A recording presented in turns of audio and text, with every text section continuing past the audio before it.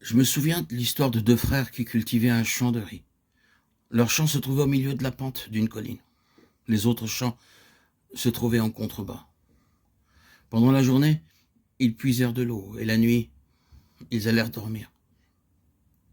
Une nuit, pendant qu'ils dormaient, les cultivateurs des parcelles qui étaient en contrebas firent une brèche dans le canal d'irrigation qui entourait le champ des deux frères. Et les eaux s'écoulèrent dans leur champ. Le jour suivant, les frères s'aperçurent de ce qui s'était passé. Mais ils ne dirent rien. Ils remplirent encore leurs fosses et de nouveau dans la nuit, des brèches furent faites pour faire écouler l'eau. Mais aucune parole de protestation ne fut prononcée par les deux frères. Lorsqu'ils découvrirent le matin suivant ce qui s'était encore passé, n'était-il pas chrétien? Un chrétien ne doit-il pas être patient? Ce même petit manège se répéta 7 fois. Et pendant ces 7 jours, les deux frères gardèrent le silence.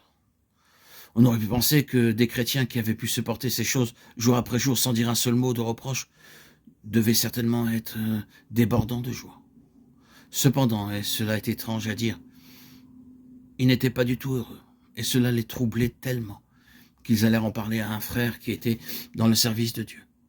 Après leur avoir exposé l'affaire, ils lui ont demandé comment se fait-il qu'après avoir supporté cette injustice toute une semaine, nous soyons si peu heureux.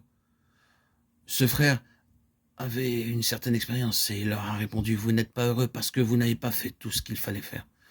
Vous auriez dû, en premier lieu, arroser les champs de vos voisins et finir par le vôtre.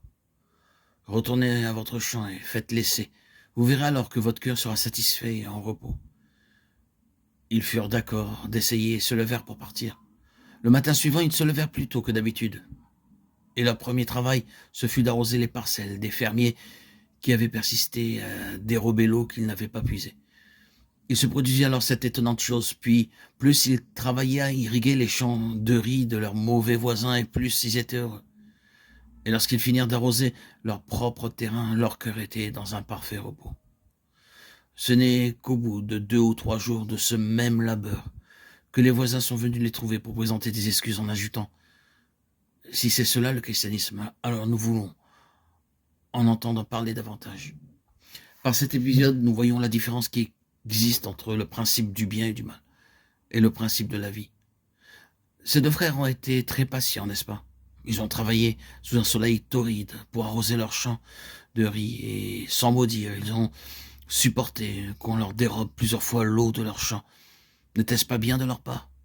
Pourquoi alors leur cœur n'a pas été rempli de paix? Ils ont fait ce qui était juste, ils ont fait ce qui était bon, ils ont fait tout le bien que l'on pouvait attendre d'un homme.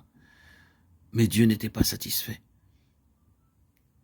Ils n'avaient pas de paix dans leur cœur parce que l'exigence de la vie divine n'avait pas été satisfaite.